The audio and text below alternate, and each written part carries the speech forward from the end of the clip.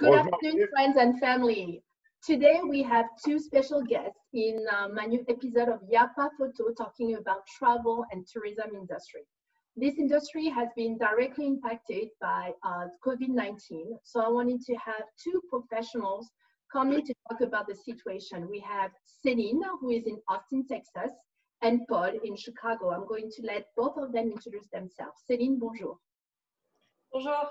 So hi everyone, my name is Céline. I have a travel company called Travel Azuron Travel, and I mainly do travel in France or around France. It's a boutique travel consultancy, and I'm based in Austin, Texas. But my hometown is actually from the south of France in Nice, and I've been in the US for about 20 years. Thank you, Céline. Paul. Bonjour, Paul. Well, bonjour, Gigi. Hello, everyone, dear travelers. My name is Paul Van Houteren. My company, which is 3 years old, but it's a lifetime passion, is Voyage Travel Services. And that's why I insist on that part. Destination, yes, we do sell the world, but we have some key destination in Western Europe, Northern Asia, and Latin America.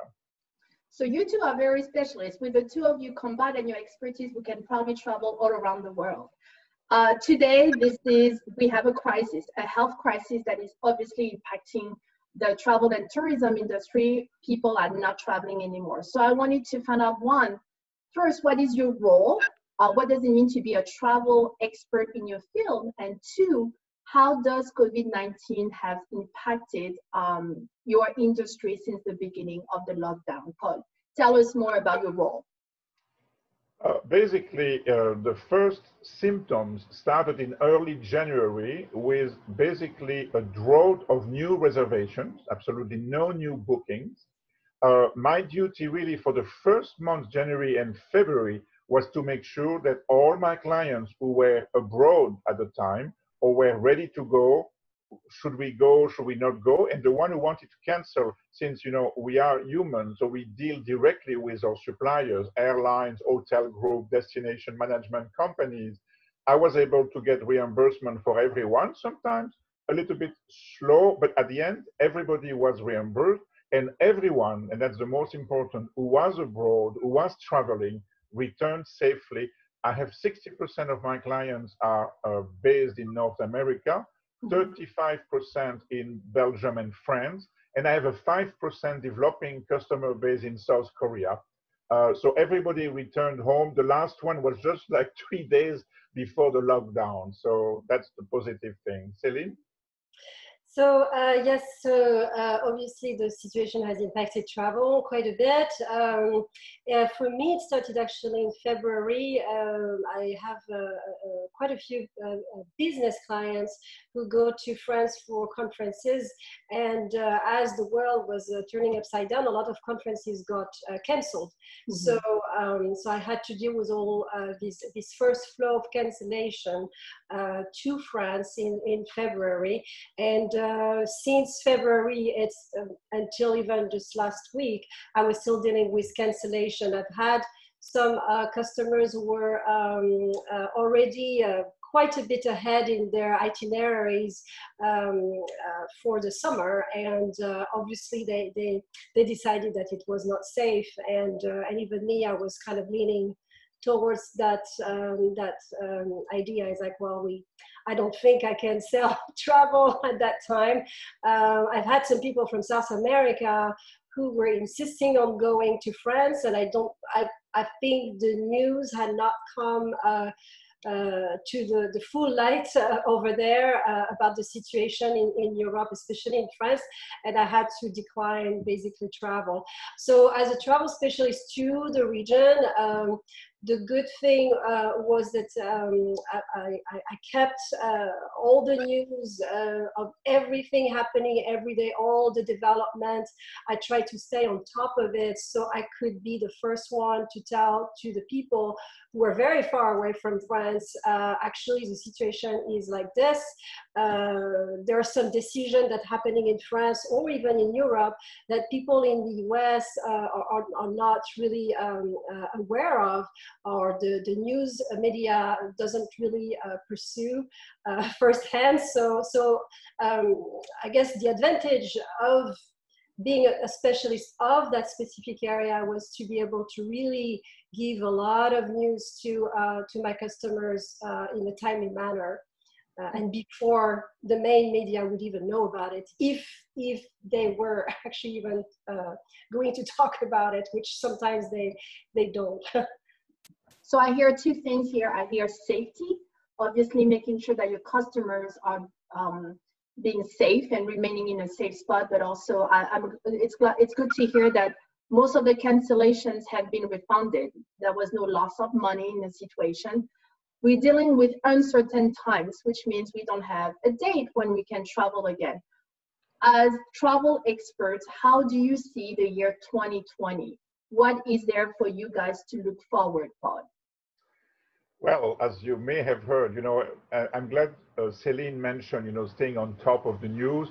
I spend probably 90 minutes daily to zap through international news television channel, not only the Western world, but also Thailand Daily or Korea, KBC. It depends where my major destinations are. The second thing also, I try to read at least 5 newspaper headlines outside of North America and Europe. It could be the China Morning Daily, etc. I mean, many, the Asahi Shimbun, etc. in Japan. The reason is you get a more complete image when the client is asking, because I believe, like Céline, we do sometimes last minute travel, but some of these destinations are, a long time, and it's exciting, the building of a dream journey of a lifetime, etc. So what we see for 2020, the Spanish Tourist Office, I work a lot with Spain, Céline and Gigi. I do a tour of the organic olive oil in southern Spain, etc. So obviously all of this is on hold, but the Spanish Tourist Office, because we have such a close collaboration. On an anecdote, I'm also a very good friend with Visit Monaco team in New York City. So basically, Spain told me no tourism until December 31st of this year. Only domestic, whoever lives in Spain will be able to visit the different region. No one, even if you own a condominium, a home, you will not be able. So when you said, Gigi, what is the plan for 2020? It all depends the destination, but I think it's going, like you saw some of my communication, I believe that I keep communicating and I call it, let's plan now, let's travel later. Because at least it keeps the mood of traveling, may not be strong, but still, let's keep the movement here. Let's keep the communication with our client. So it's actually good to not stop. You want to keep the course and still make plans. Céline, do you see clients who have canceled that are making plans maybe for 2021? So it's a little bit a slow movement right now.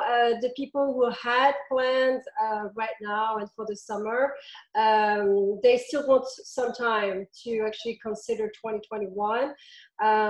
First off, some flights have not been refunded just yet for some of them, because it's actually flights that are going to happen in 2 or 3 months. So the refund cannot happen already.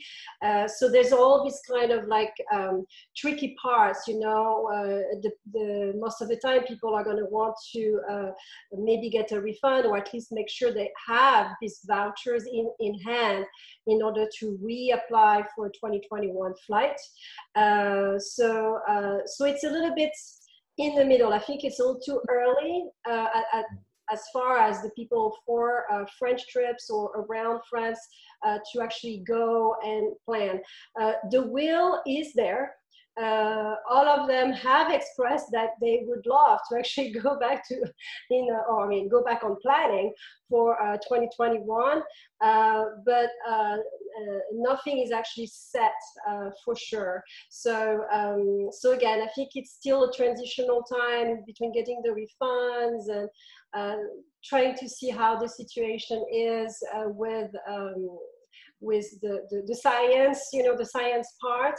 But again, I mean, the good part, I think, of people like Paul or myself and other independent contractors in travel is that to again, I mean, to keep track of the news for our customers is like the key to keep them, updated all the time, in terms of the opening of borders, what's going to happen in each country. Each country may actually do things a little bit differently. So it's a very good thing to communicate a lot. I try to keep up with a blog actually on all these news every time it comes up, so I can actually forward that to my customers. And so 2021 is, the will is there, but it's not quite concrete. And I think, like you said, there are some moving parts. One of the moving parts is also the job situation. For some of them, if their job situation is shaky, they can tell whether they are going to be secure for next year. And the other moving part is health. You need health and you need to be financially secure to be able to travel. You guys touch on something very important, which is personalized communication and also being aware on top of the news, which is, I think, one of the greatest benefits to hire a travel agent. So that leads us to that second part, which is what are the benefits of booking a travel specialist? A lot of people do go online. I think we live in a digital world where the access to technology and the access to multiple search engines gives you the best value. But is that true that this is the best value when you just go to search engines? What are the benefits to go to a professional like you, Paul? I think you pushed a real button. I think, Céline, also, we always have clients who will come back, or potential clients. They would say, oh, but I found something a bit cheaper on this and this. I call them supercheapoticket.com, etc. Those type of things. And it's correct. I mean, I am, and I don't think Céline, as a professional, a really hands-on travel advisor, this is something I have done as a hobby for 35 years. And I do it as a profession for the last 5. So in reality, what we provide is not only the human touch and our own experience. I mean, in certain destinations that we have been multiple times, but also when you talk to, no, I shouldn't say that. When you actually communicate electronically with a search engine, whatever it is, yes, you will get, and you must make sure that you read all the fine print, etc. Then you book, and it's done. And then I think this particular pandemic, so I had several potential clients or past clients who were tempted to book something on a search engine. And then they came back to me when there was no communication, no phone calls returned, no email even. And I said, well, the problem is I don't even have access to your particulars because I did not initiate it. So it was a learning experience, I believe, for the client as well. And us. What I did, when we heard, and I mentioned, I had clients in southwestern France, actually, I had clients in Portugal and in Taiwan, of all places. So it's one of the destinations that I love to promote. Well, because of the situation, at first, the airlines were not too willing to do much changes. But I explained, we know each other. I mean, I've been billing and booking with you. So the clients will return if we treat them well. And because of this communication, the long-term relation you have established with vendors, when we say vendors, hotel group, destination, tour guide, I interview almost each tour guide on specific either French, English, or Spanish, Dutch a little bit as well, to make sure that they have that great experience. It's not just, so all of this sums up that when you talk to a travel advisor, you talk to a real person who has in his or her heart that you have the perfect experience, the perfect discovery, the perfect, really, it's traveling. It should be fun, it should be safe, but it should be exciting. But all of this means we are available almost 24/7. And, sometimes it's not late to be at 3 a.m. because that's the right time to call Rome or to call Bangkok, and we do. I mean, that's because we take care of our clients. But for you, it's not a business, it's also a passion. So you live it through. This is really something that you're passionate about. Do you share the same experience, Celine, as far as why to book through you? Yes, so very similar to Paul. I mean, again, the difference between the search engine, which is, you know, you're in front of your computer, you enter, blah, blah, blah, not going to be the same when you go through someone like a human being. And the reason, just like Paul was saying, is that we all develop this relationship with our vendors. And in fact, I called my travel agency a consultancy travel business, and a boutique travel business. And I use these words on purpose to actually show the customer that they're behind the scenes. There's actually months, if not years sometimes, to develop relationship with a particular tour guide, with a chef that can cook at your rental, with a photographer who I know I can count on, with some concierge people that I know I can count on. And it's all these little things that at the end of the day, when someone goes to Paris or Champagne or the French Riviera, and if they have like, oh my gosh, we thought, you know, we are here, we are family. It's like, oh my gosh, we would like to immortalize this moment. Do you have a photographer? And, you know, it's like, yeah, you can Google it, but you're going to find a lot of people. But to have kind of the reassurance that you can go back to your travel agent who actually knows someone and be like, hey, that's fine, I'm going to set it up. And they just have to ask the question, and that's it, it's done. So so it's a very big difference with having like a search engine where maybe you can find a flight that's like $50 or $100 cheaper, but you're not going to have that level of service. Sure. I mean, it's just not the same. And even like right now, kind of working for free to some certain extent when I deal with the cancellation, which is part of the job, but I'm spending still a lot of time to kind of reach out and kind of go back even to the airlines, to train tickets, to I mean, there's all these like things in the background that you do for the people. And again, like Paul said, at times, sometimes that is not the time where you live.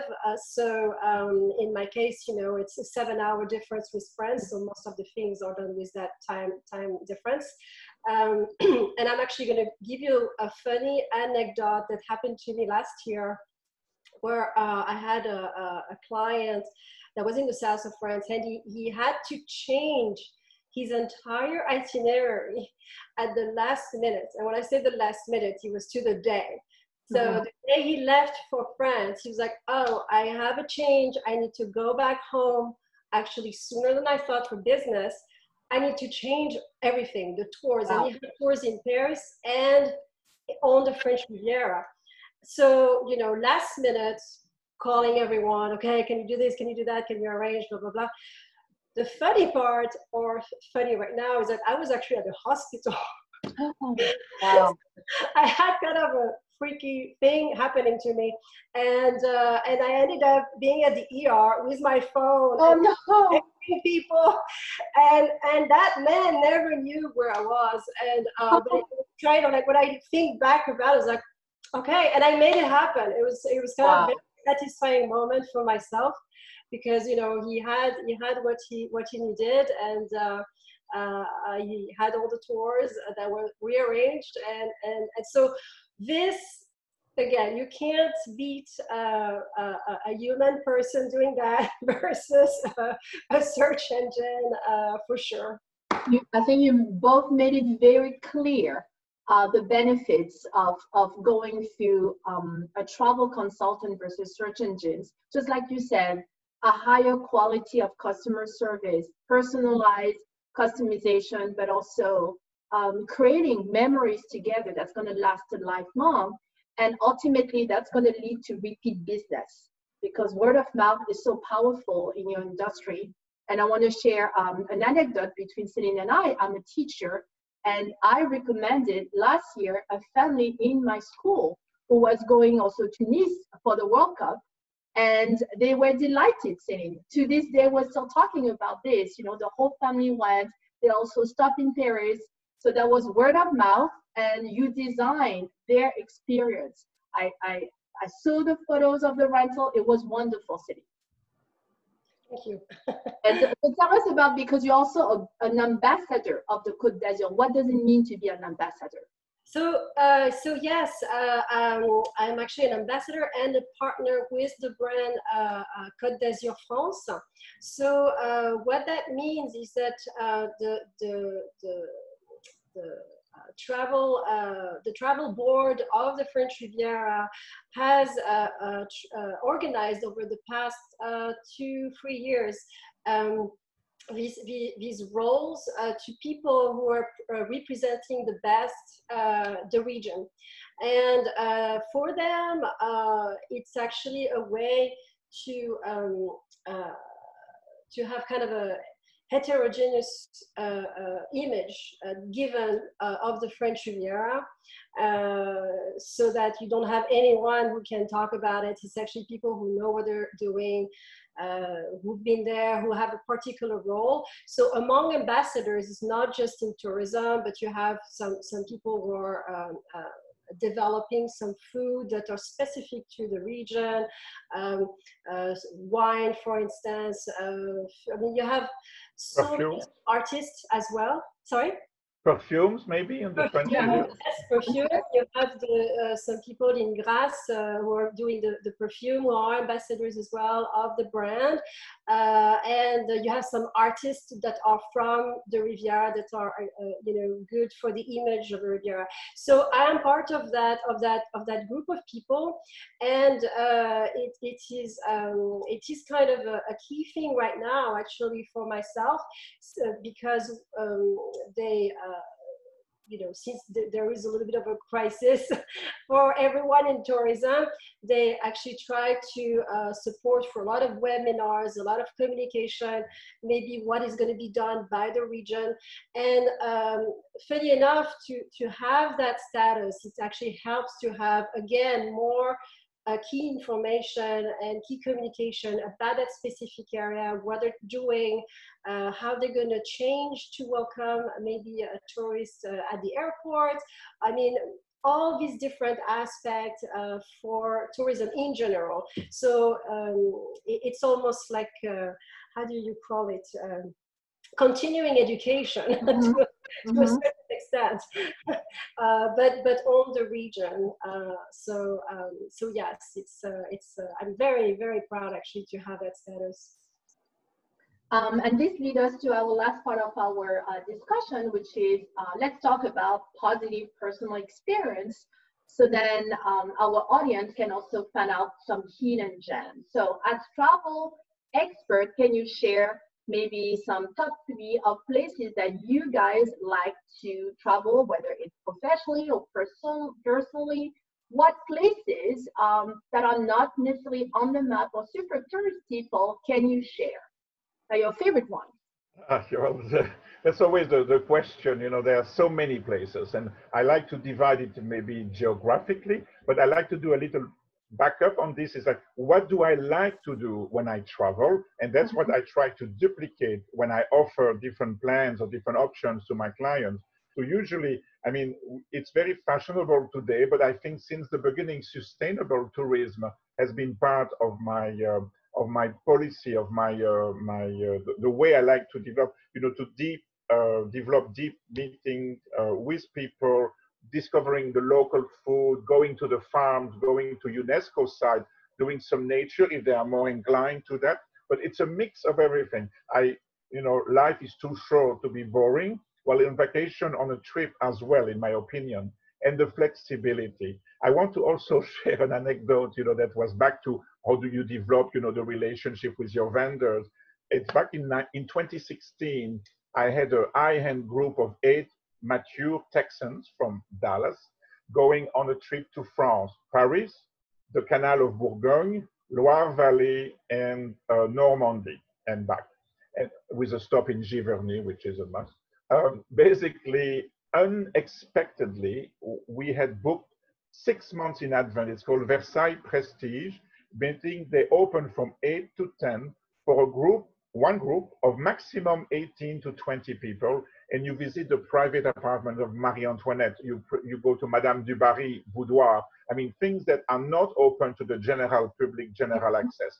Well, to make it short, there was a general strike in Versailles the day before, and for 2 days. And I asked why, and they were claiming about the difficult working situation. I said, have you considered coal mining in Siberia, for instance? But anyway, the EMC, you may be familiar with the EMC, it's Lafayette, Monaco and Lafayette, France.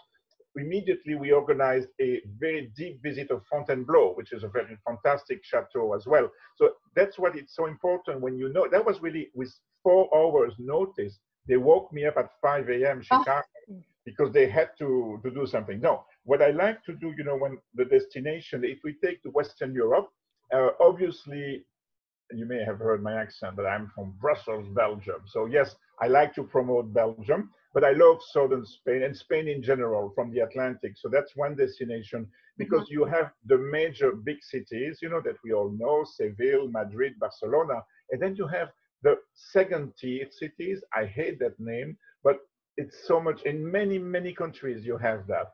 If you look at Central and Latin America, I would have to say that Guatemala has really my favor. I do love Colombia, Uruguay, I mean, really, Mexico, Canada, I mean, really fantastic. But Guatemala, for people who have maybe 10 days, you really have a real experience of a colonial indigenous blend that's unique, safe and good food. That's very important. Good food.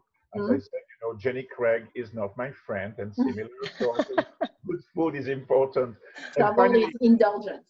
In Asia, because that's really where I started the business back in Thailand in the really early 80s when I started sending Belgian friends and clients. So Thailand and South Korea and Taiwan. Really, Thailand is obviously an obvious sell, but Korea and Taiwan may not be on the top of the list because Japan is wonderful.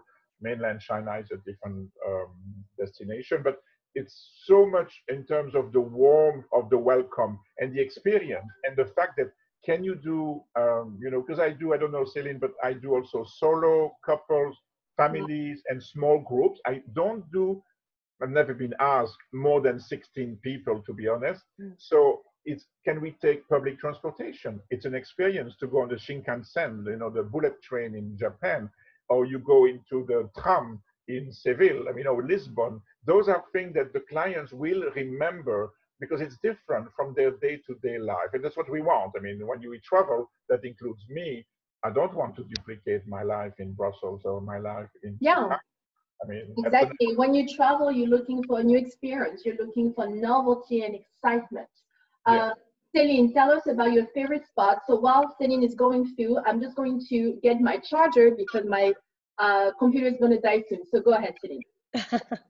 So yes, so hidden gem, it's very tricky, even though for me it's a little bit obvious. Funny enough, my dream for a long time was to go to Polynesia, and I was very lucky to go, and about 5 years ago, and it was a very, very special place, but very far away, and at the end of the day, it was like it's a paradise that is almost too much of a paradise. Like it's almost too much the same. Again, if I go back tomorrow, I'll be very happy. But for some odd reason, after even going to Polynesia, I always go back to my hidden gem. To me, is always a place in the south of France. I just can't shake it. Now that I've been to Polynesia and fulfilled this dream, I know for sure that the south of France is my hidden gem. Why? Is because you have that capacity of having the ocean and the mountain so close together that you don't have a lot of places like that. And some people sometimes say, well, you know, in California you see the mountain and the ocean, but it's the combination of everything that you have in between. Not only do you have the nature, mountains, the Alps, and the ocean, but you have the history, and you have culinary delicacies all around. And when you talk about history, you have so many layers, so many layers. I mean, you can literally go visit a prehistoric museum in Nice and see the Roman ruins, Greek ancient buildings, and all the way to the Baroque, and all the way to the Art Deco. I mean, it is fascinating to this day to me that you can ride through history, eating fantastic food from, you know, what is called the l'arrière-pays, which is kind of the small cities that are above the ocean line, and all the way down to the ocean line. You have fantastic food. You have a lot of places that still serve fresh fish from the fisherman literally coming at you and getting the fresh sea urchins, fresh fish to the restaurateur on the beach, Wow. you know, just bringing them, and this is cooked. I mean, where do you have that? Where do you have that combination of history? We want to travel now. Yes. and behind me, I should mention. So it is part of the French Riviera. It's very close to Nice. It's in between Nice and Monaco. So I wanted to kind of let you know where it is. It's called Villefranche-sur-Mer. And it's kind of a very, very nice little village on the sea, on the seaside, about 15 minutes to Nice and 25 minutes to Monaco. So, so hidden gem. If I really need to pinpoint one place in the south of France, I'm gonna have a hard time doing that because there's many little points. But maybe a place there is that's one not as touristy, you know, a place Sorry? that nobody knows. Kind of your Yeah, secret I stuff. mean, there is a village that's very interesting. Some people do go, but not it's not like the first thing where people go. It's called Gourdon, and it's a very interesting. It's very high up. So in the winter, you're gonna have snow. It's a medieval village, a beautiful medieval village, and if the sky is clear, you can see the reflection of Corsica. Wow. From and it is a very interesting site because you're far away from the ocean, but not that far, and it's very steep, high up on the mountain line, and all of a sudden, you know, clear sky, you can see the Corsican mountains reflection also. So people say sometimes you see Corsica, you actually don't really see Corsica, you see the reflection of it. It's kind of a visual effect, but it's a beautiful one. And if you're lucky to actually be in that village at that moment, it's paradise. What a great one. I cannot wait for all of us to travel again, for planes to take off, for safety, to not travel with mask and be indulgent and create memories again. I'm so excited about this conversation and having two travel experts. Let's conclude by having some words of encouragement and positive reinforcement about travel. What are you grateful for today, Paul? What are you blessed? What are you looking forward when life resumes to normal? Well, I mean, the one thing, I mean, I also, maybe Gigi, you know about this, I'm also consulting with a Belgian radio travel show called La Grande Évasion. Oh, so wow. I collaborate with them on different destinations.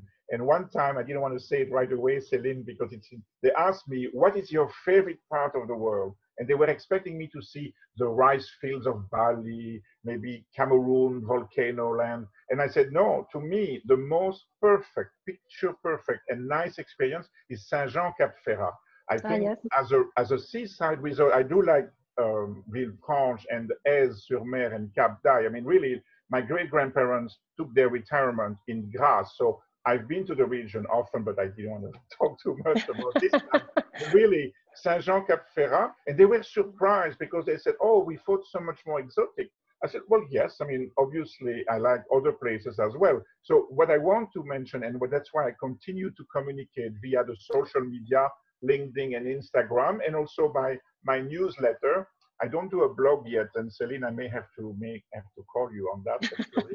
But basically, it's to keep the spirit of traveling. I do understand when people have lost their job, possibly, or maybe they are not sure about the mask and the pandemic, and they talk about an October maybe. So there are many reasons why you wouldn't leave and plan. No, but we can put the seeds, discuss about the region. We don't have to make an exact booking, but just to keep the magic of traveling alive. And that's really what I like to leave it on. I mean, really, that's what I feel, actually. And you're creating magic, Paul. You are designing a top level experience for memories to last a very long time. Celine, what are your words of encouragement? What are some positive advice for the year to come? Well, so first, I'm grateful to be here with you today. It's really fun to do that, and looking forward. Obviously, looking forward to a moment where we will be safely be able to travel again. And it's funny, Paul, you mentioned Saint-Jean. My grandparents actually lived in Saint-Jean for a long time.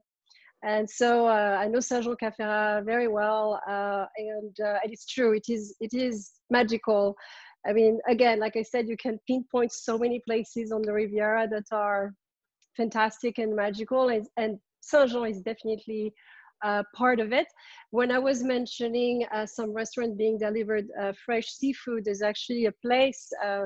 It's in a little beach area. It's a beach restaurant that have been there forever. It's called La Paloma, and it is one of the most magical place because they have that fresh fish coming to them every day. Because of the reason why they've been in Saint-Jean. I think it's been established for like 50 years or something. So it is really, really incredible. So I'm really looking forward to share that again with my customers. I mean, it's such a pleasure, and I think you can hear in Paul or myself that passion that we have to share. We want to share with the people who hopefully will be able to travel. There's I think the fulfillment to share these experiences, it's what makes my day, honestly.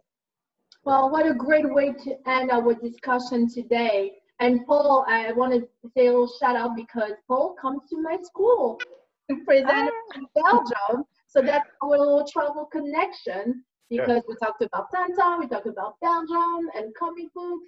So Paul has been a great advocate as well for Francophonie, French speaking, but also the promotion of your native land. So I want to thank both of you, Celine and Paul, for coming together, joining forces, and advocating about your profession, designing dream. And when life comes back to the reality, I will insert all your information in the post so that people can come and contact you. But I was so glad that we got to talk all together. Merci Céline, merci Paul. Thank you very much this week. We'll see you next week for another Y'a pas photo. Au revoir. Merci.